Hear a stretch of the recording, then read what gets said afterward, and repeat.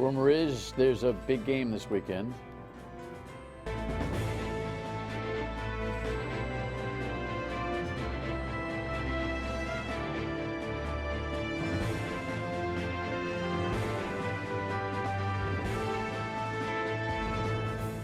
The Dan Yorke State of Mind program is brought to you in part by Lookout Rhode Island and Taco Comfort Solutions. Yeah, 3 o'clock begins, I guess, the decimation of the Jacksonville Jaguars. That's what you hear from just about everybody in Patriot Nation, right? This isn't going to be a game either. At what point does this stuff get interesting? That's what I want to know, disgruntled Giant fan that I am. Yianni's here, Gresh is here. It's Friday. It's been a long week. We're just going to let it all go. Here's a headline about what? Never underestimating, because you never want to put anything up on the bulletin board, right? And what is the influence of former Giant head coach Tom Coughlin on the Jacksonville Jaguars organization from the top? The understated head coach of the Patriots says the following. Yeah. I don't know. I mean, I look at the team. It's a strong team. As I said, they're good in every area. And whoever's doing exactly what down there, you have to talk to them about that. I don't know. I just know what I see on the field, and it's a very good product. Sure, they're all contributing to it. He's right. I think Tom Coughlin looms as a part of that organization, but he's not the one on the sideline on Sunday. But you got to feel a little weird about it, Patriot fans. He's the mastermind behind the 2 Super Bowl losses. Okay, this couldn't be more overblown. Couldn't be more overblown. What Tom Coughlin did was, he provided a more professional structure to what Jacksonville did. But all these guys that are going to be flying around all over the field, like Miles Jack and Telvin Smith and all these great defensive players, he didn't pick none of them. He signed 2 guys, A.J. Boye and he signed Calais Campbell. Campbell might be the defensive player of the year, but Tom Coughlin ain't coaching. And by the way, why is Belichick throwing bouquets? Because he recommended Doug Marrone for that job. So he's going to turn around and go, well, the guy above him, he invented the Johnson rod, and look at what that did for cars. My God, it changed everything. Like, seriously, it would be throwing Marrone under the bus if he talked about how great Tom Coughlin was. And Coughlin only put together about 10% of that roster. So it's a convenient storyline. You know what it is? It's 38 studios is really what it is. It can't get out of our head so that we can't move forward in Patriot Nation. That's what it is. I would agree with what you said at the top, though. When does it get interesting? I was talking with Gresh the other day, and he was complaining to me where I said... Gresh is here. Yeah, Gresh. By the way, how am I the nicest dressed person on this panel? I know. What happened? He was talking to you the other day. Yeah, trust me. Are you kidding me? And I'm saying we're he's got PTSD nitpicking with me. Tennessee, Jacksonville. Are they earning their way to the Super Bowl? Any other fan base would say, you're in the Super Bowl, be grateful. But we've gotten to this point so many times now, we're like, we'd rather see Pittsburgh, or we'd rather see the Peyton Manning-led team. And now we're like, Tennessee, Jacksonville, the easiest road to the Super Bowl in this Brady Belichick Would era. you like my response to that, Commandant? Because it's real simple. They beat the good teams all the time. Like, they play the Sisters of the Poor. They play the MAC every year in their division, okay? They stink. We know the Dolphins stink. The Bills are terrible. I think part of Stephon Gilmore's adjustment wasn't him learning the scheme. It was him getting out of Buffalo and going, oh, my God, this is the way you really win football games in the NFL. And he had to adjust to the culture. But why is it that for 17 years now, name the team, Ravens, Broncos, whomever it is, for the most part, when they're lined up in front of Bill Belichick come crunch time, they get knocked down. So, it's one of those circular arguments. It's like we're looking for reasons to knock down a team that's on a 17-year unbelievable run. See, here's what's interesting about the conversation so far. I don't know how much of this audience comes to this forum, unless you've heard that we're going to have these guys on over the last couple of days, with expectations of roster mentions, explicit details, X's and O's. You're getting it, but you're getting it in such provocative, compelling, and entertaining fashion that I'm sure you're just sitting there on the couch going, geez, I really ought to know all this stuff. But it sounds good. But I just kind of said, to start, it's kind of a big game. You guys are in the midst of what are the nuts and bolts. No. The fanship pre-game controversy. I don't, from a listen, I'm a Giant fan, and I signed off, in week 3? About that, yeah. Sure. Yeah, I got a pretty good sports acumen, but when you sign off, you sign off. So I've been watching the thing from afar. I might go to the game Sunday. I don't know. But here's the thing. I think most people who have at least casual and more interest in this are thinking, this is a lock. The Patriots are a juggernaut in times like this.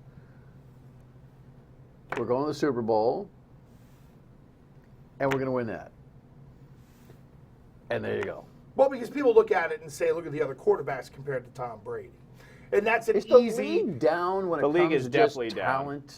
Look at the amount of Or players the that were Patri- hurt this year. So give me that general conversation. No, Are the I don't- Patriots so good that they're like this incredible species of sports legacy and history that will never be repeated? Or is the league just a little down? I think it's both. I think the league is down this year. You see guys like Aaron Rodgers done for the year, Deshaun Watson, J.J. Watt. It's almost a battle of attrition. The Patriots lost Julian Edelman and Dante Hightower, but by and large, they've avoided any other major injuries. They're so consistent year to year, from Bill Belichick to the coordinators, both of whom are probably leaving, to Tom Brady. So there's continuity, there's the structure, the blueprint, and when you have Brady and Belichick, they're almost assured to win 12 games a year. I think they've won 12 games every year dating back to 2009. So they're consistent. All these other teams are changing coaches, coordinators, rosters. They can't keep it moving year to year. So you see all the turnover in playoff teams. There was 8 new playoff teams of the 12 this year, and the Patriots keep doing what they always do. So while everyone is mixing it year to year, the Patriots keep it consistent, and that's where the success comes. I think the league, though, is getting more of an influx of talent because we've got a better middle class. There are more teams that are 9-7 to 7-9 in the NFL that can beat the Patriots of the world, or the Steelers, or whichever team jumps up to stand right beside the Patriots in the standings. To what Yianni said, Bill Belichick's real legacy, he's got 2 legacies that no one talks about. One is as the greatest coach who ever lived, and one as the guy who redefined the way you build an organization and manage a roster and the ins and outs of players. It's very sophisticated when you get into salary caps, and that's a big part of it. People because don't, the casual fan may not pay doesn't attention to understand that, right? And look, in the NFL, contracts aren't fully guaranteed, so he's a dirt farmer dangling the carrot in front of all the donkeys every year, and they either try to bite the carrot and do what he says, or they get shipped out of town. Not minus Brady and Gronk and some other people. But he's found a way to get this middle class on his roster that, on the whole, is better than what some teams have on their roster right now. And he's been a master at that. And that's very much a part of his acumen that gets underplayed. He can identify talent as well as anybody. Does he identify emotion? Because he's so emotionless on the public side. Now, we've seen video of him, and we've seen him on the sidelines getting in the faces of players and finding a way to reach him. I'm sure he's got his own methodology there. But what's really perplexing to me, in the next segment we'll talk a little bit more about the controversies that have arisen out of that ESPN article, because we didn't get a chance. And I know it feels like old news to Major League sports fans out there, but the casual observer is still trying to figure out, are they all getting along? But does this guy... If there is such a mercenary approach to running this organization, how does he develop the emotion necessary to play in what is the most violent and competitive major sport in America? Quickly, 1, it's in his blood. 2, he's done the toughest. How does he make it become a part of the blood of the players, other than their just innate success drive? I think at this point, it's the history does it. It's like when Randy Johnson went to the Yankees. First thing he did was shave his mustache and cut his hair, because he knew that's the way we do things around here. I think there's a lot of that. There are people who hold other players accountable to that kind of level that Belichick sets. But he's done to that. Off of that, he's done that. Gets back to the coach GM. The coach looks at the players and says, "You guys are great. Keep fighting for me. You guys are having a heck of a year." And then when it comes to negotiating a contract, he goes, whoa, that was last year. I'm going to pay you for what you're going to do moving forward. It's like a light switch. It's crazy. And yet the players still respect him enough to fight hard. Yeah, don't you think that's a practical approach, though? The truth of the matter is that in most industries, yeah, your reputation, your resume impact and your longevity impact your compensation, but for the most part, you're being paid for what you do now, not what you did then. And he's had an unbelievable ability to get rid of guys a year early and not a year late. And then all these guys come back years later and say how much they love Belichick. A guy like Ty Law or Richard Seymour, Randy Moss, he ships them out of town and they come back and, hey, we love Bill. So, he doesn't have much emotion. I don't think he gets too close to any of his players because he doesn't want it to get sappy when he cuts them. And that's why I don't think he and Brady are very good. Well, they're not good friends. They don't hang out socially. Tom Brady's dad has said they've never had a beer together. That Brady's day is someday coming. Although Brady have a beer anymore, or is it just is that part of the TB12 program? Light avocado beer, something he's like been that. to Super Bowl parties after the win. He Yeah, probably got pretty lubed up on yeah, some of I those. mean, I've seen him kind of having fun, but I mean, not like other guys. I mean, you know, there's some dudes who are doing cartwheels. When we come back, we'll talk about this Brady, Belichick, Kraft thing. Stay with us.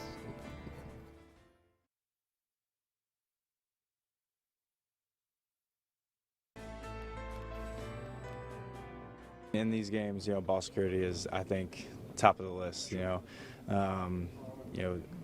In these games, in these big games, going against a good defense and good teams, ball security is huge and turnovers will be big. So if you're able to take care of the football, that's going to put you in a better chance to, be successful. So that'll be something that we're going to key on and make sure that we're taking care of the football, throughout the entire game. So clearly, the top-down behavioral style impacts the players. I mean, there's a receiver who otherwise, I don't know Chris Hogan's disposition, but he might be a little bit more flamboyant about what the expectations are for the weekend if he was on another team. But he's got it drummed into him, don't drop the football. Don't drop the football. And he reflects it. And it is, so that's what you're talking about, just in terms of the impact that Belichick has on the entire franchise. This is a human being who, in a moment of celebration, in front of 2 million people, sycophants who showed up for winning a championship, he started a chant of no days off. I mean, really, is there anything more depressing than saying to a bunch of people who took a day off to chant no days off? But it's the metaphor by which the guy lives by, and he imparts it on those players. And for the most part, they all fall in line. All right, so what happened here with the ESPN article that alleges what specific things? That Tom Brady, more or less orchestrated a little bit of a deal where Garoppolo ended up exiting, and then it gets murky for me. And then Belichick and Brady aren't really getting along. And is it a manufactured controversy, or is there some substance to it? The two main things out of the ESPN article are the Alex Guerrero, Tom Brady's trainer, who operates a business with Brady at Patriot Place, and for many years it was just Brady seeing him, and now much of the Patriot roster is seeing Tom Brady's trainer. On their own dime, on right? their own, right? Gresh, you were telling me that. His approaches to fitness and working out and all of that may be in opposition of the Patriots staff. So it seems, according to the article, it came to a head, at which point Bill Belichick said, Alex Guerrero, you can no longer operate at Gillette Stadium. If players want to go see you, they see you on your own time in your own building. Is that you something only he can talked see Tom. with Brady about before he made that decision? I don't think so. And the other thing, of course, was the trade of Jimmy Garoppolo. And the ESPN article alleges that Brady essentially forced Belichick to do it through Kraft, that you have to trade Jimmy Garoppolo. But other reporters on the beat have said that wasn't the case. And we know Kraft, through his years with Parcells, when he didn't let Parcells buy the groceries, hasn't meddled at all with Bill Belichick. So this would be new if he did so. But Tom Brady is a unique situation. He's not like any other player in the roster. He's the legacy. He's the championship. He may have had an influence.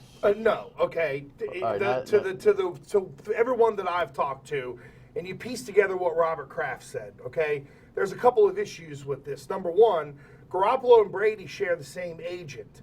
So the Patriots are dealing with the same person on both guys. So Brady tries to go backdoor and say to Kraft, get rid of the guy. He undermines his own agent, number one. And given that Tom Brady, so you're saying it didn't happen. Given that Tom Brady could have got rid of Don Yee a long time ago, He's been really loyal to that guy. I don't think he would do that. And then you listen to what Robert Kraft said. He's the agent. Don Yee's the agent. Robert Kraft, owner of the team, obviously. When he described the phone call that came from Bill Belichick when it came to trading Jimmy Garoppolo, he said, I called Jonathan Kraft, then I called Bill back. So Kraft didn't say to Bill, if Kraft said to Bill, go do it, Bill could just do it. Why would he clear it through Robert, then go the channel to Jonathan, and then go all the way back around? So I think the Garoppolo part of it's very overblown. Belichick flat out made a mistake letting Alex Guerrero in the building. And the only way to rectify it was to get him out of there. And if you're Tom Brady, that's your business partner, he's not going to be happy about that. The godfather of his son. Yeah, I mean, they're like this, it right? can drive a wedge between him and Belichick, but those two guys are so laser focused on handling their legacies and getting to where they want to be. I don't think long term it's a big deal. So does this come up in the, I'm sure, numerous sessions that Brady and Belichick are having in prep over the last few weeks? I mean, they sit in rooms together, they plot strategy, they commiserate, there's a soulfulness, I'm sure, about their planning meetings over the course of all these years. Is this an elephant in the room that they don't discuss? I think they're two harsh guys who have the ability to ignore it and just do what they need to do and get the heck out of each other's sight. I will say this. I think Wow. Bill Belichick leaves New England much sooner had Jimmy Garoppolo stayed. If Garoppolo stayed and he was the heir apparent, I think Belichick's here 7 or 8 more years. If he only rides it out with Brady, I don't know, 3, 4, 5 more years? I don't know if Belichick wants to start all over again with another quarterback. His 2 coordinators are leaving, so many people thought Belichick always wanted to win a Super Bowl without Brady. I don't know if that's in the cards now anymore. Well, and there's one other layer to that, too, and I go back to what Robert Kraft said. Bill Belichick called Robert Kraft. Robert Kraft called Jonathan Kraft, who's the president of the organization. Now, Robert is 76 years old, gallivanting all over the place with his little filly, and who knows how much longer he's either going to be running the organization or among all of us when you get to that age. There's going to be a succession plan. Will Belichick want to answer to Jonathan Kraft, given that Belichick knows what he has with Robert Kraft? And that doesn't mean they don't have a great relationship. They can have a great relationship, but Bill might say, that's my time to get out when I don't have the direct path. I got to start that new relationship. So between the two responses, it makes me curious to think, is the weight of long-term Belichick status based on management relationship or this legacy of being able to take a new quarterback to a new level, or the exhaustion that may actually make him feel? I mean, to your point, does Belichick actually need, you call him the greatest quarterback, the greatest coach ever. Yeah. Does he need Brady out of the equation to do it once without him to solidify that? I don't think so, but people who know him have said that that's something he wants on his resume. But you hope Tom Brady has enough self-awareness that he retires when he stinks, and he's not out there throwing lane duck 10-yard out patterns, because then it could. Well, I thought there was a mercenary happens? approach from the Patriots organization that when he stinks, he'll be gone anyway.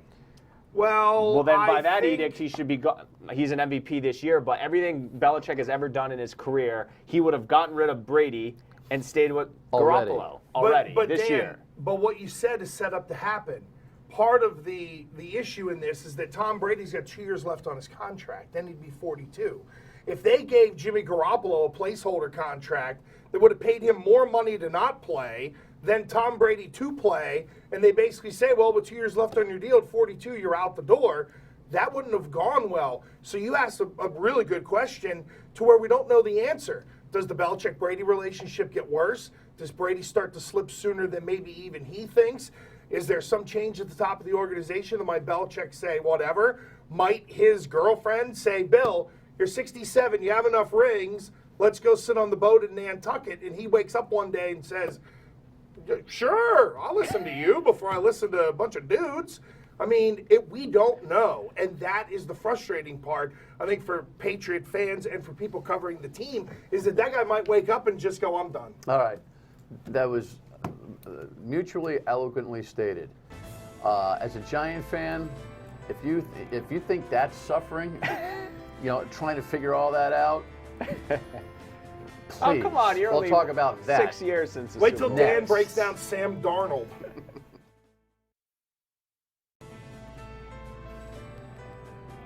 By the way, Yianni, sports director, obviously at Eyewitness News, you've got a pre and post special Sunday, for 1 o'clock. Ruthie Polinsky and I will be in Foxborough. Gresh and Mark will be here.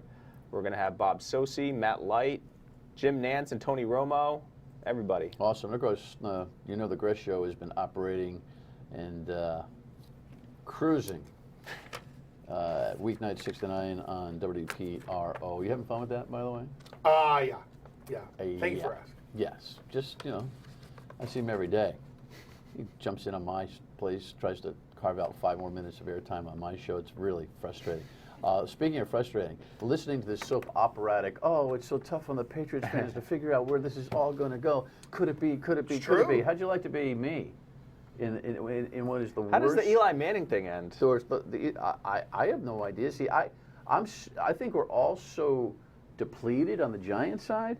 Just kind of like it feels like a start from scratch moment. But I don't know if that is a dangling participle. Eli getting his respect and getting another year. I mean, who they draft and how that happens, but don't ask me. I think you draft. But in the context, next guy. the general conversation is. I think to your point earlier, all this Patriots drama is inside this definition of success that is. That's gross to a fan of another team. And just absolutely incomparable. Yeah, I can understand that. Look, I think people are just worried about the end. And here's what I really but here's what it is, Dan. Of the world? No, but people don't care about that. Look at politics in Rhode Island. People haven't cared for years. They're more worried about the end of the Patriots run than they are about the end of the world. It'll happen. But at in some all point. seriousness, Maybe they're coinciding. Well, you know what it is that I think people want it to end in a good way and not an ugly divorce that is the stain on the end of the run. Well, you know what? There have been some major personalities in America who have had incredible runs. Paterno, Cosby, who were revered, and then when it went splat. Yeah. Does the organization end up like that? My guess is no.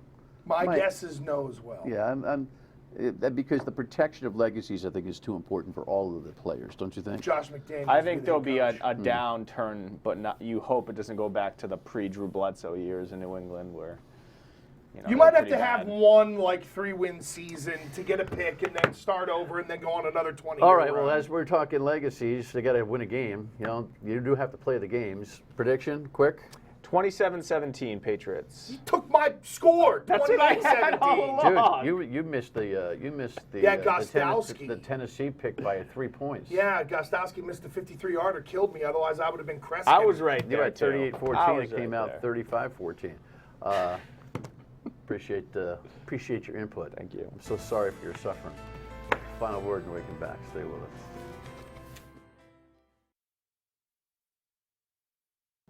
Hey, no matter what the outcome, the world keeps moving, right? Next week, hopefully you get your Super Bowl. But we have a Super Bowl of headliners when it comes to the state legislature next week. The Speaker of the House on Monday, the Governor on Tuesday, the Senate President on Wednesday, and the respective minority leaders of the House and Senate for the balance of the week. That is that's the moving power base in the state of Rhode Island, and we're going to check in with all of them next week on our State of Mind. Thanks for watching. Have a great weekend. Enjoy the games Sunday. Good night.